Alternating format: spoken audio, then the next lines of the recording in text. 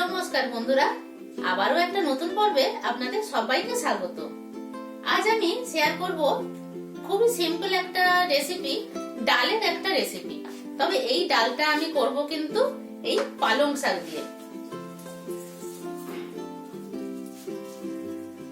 এখানে দেখুন কত নরম পালং শাকটা নিয়েছি। পালং শাকের আমি এইভাবে আমি শুধু পাতাগুলোকেই নেব।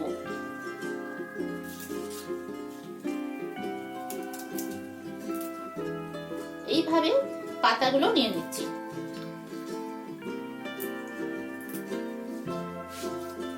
এতগুলো শাক বাছতে তো অনেক দেরি হবে, তাই আমি অল্প কেটে আমি দেখিয়ে দিচ্ছি আমি কিরকম করে কাটছি।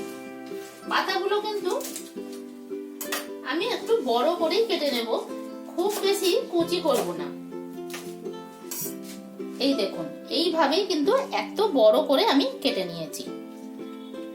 এইভাবে আমি এক আটি শাকটা আমি কেটে নেব।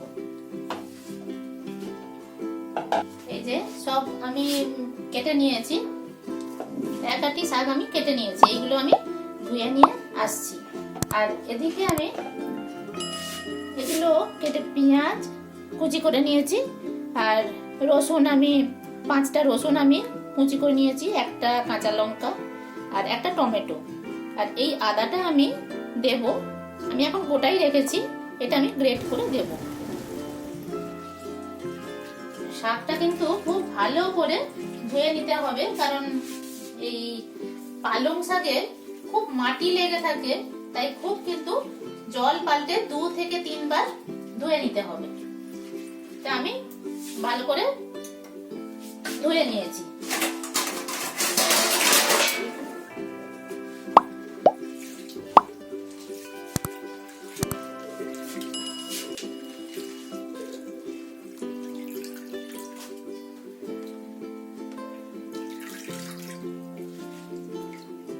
গ্যাসে কড়া বসিয়ে দিয়েছি, আমি 2 চামচ সরষের তেল দিলাম।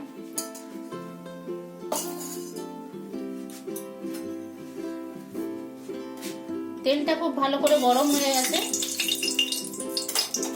আমি দিয়ে দেব পেঁয়াজ কুচিটা।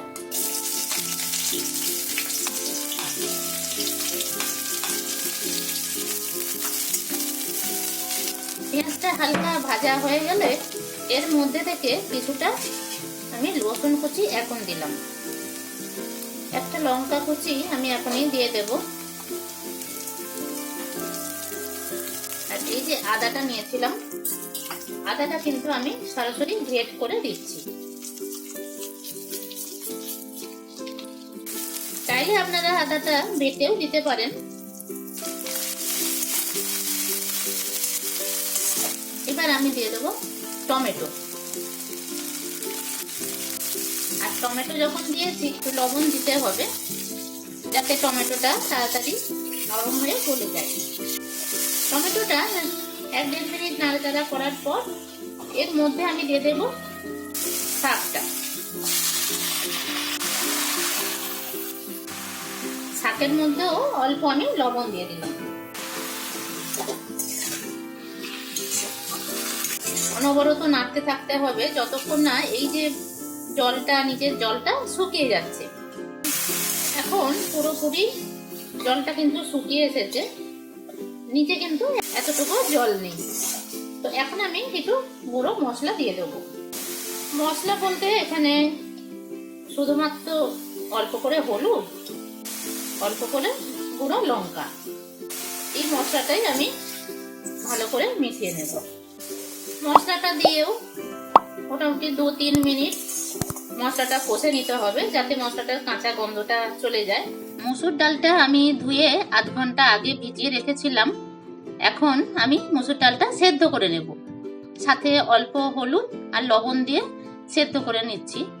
আর ডালটা কিন্তু খুব বেশি আমি সেদ্ধ করব না, ডালটা একদম গলে গেলে ডালের টেস্ট কিন্তু ভালো হবে না।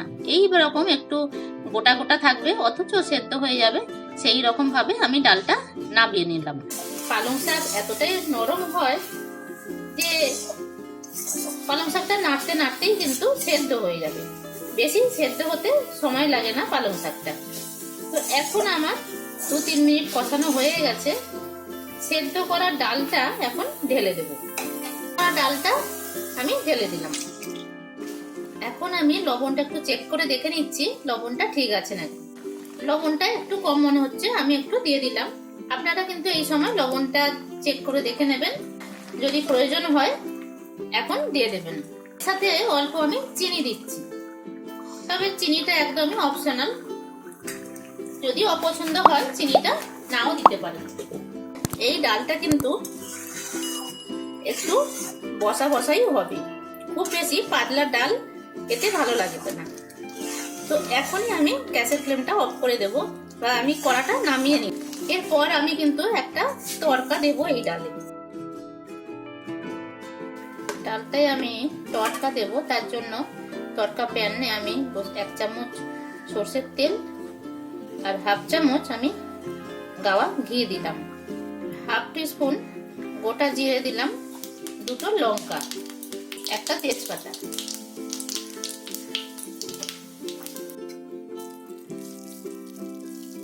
বাদ বাকি রসুন কুচিটা আমি এখন দেব।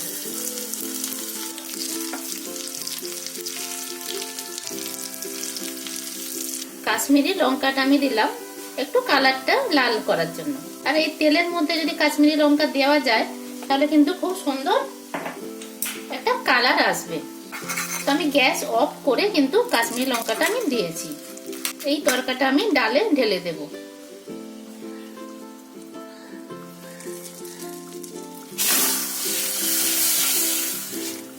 ডালটা কিন্তু আর আমি ফোটাবো না, উপর থেকে এই তরকাটা আমি ঢেলে দিলাম। ভাত বা রুটি যে কোনো কিছুর সাথেই কিন্তু আজকের এই রেসিপিটা খুব ভালো লাগবে। আপনারা বাড়িতে অবশ্যই করবেন, বা আপনারা হয়তো করেওছেন, করলে আমাকে কিন্তু কমেন্ট করে জানাতে ভুলবেন না।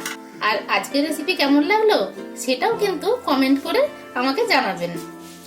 ভালো লাগলে একটা লাইক শেয়ার করে দেবেন, আর এখনো যদি সাবস্ক্রাইব না করে থাকেন তো এখনই তা করে দিন।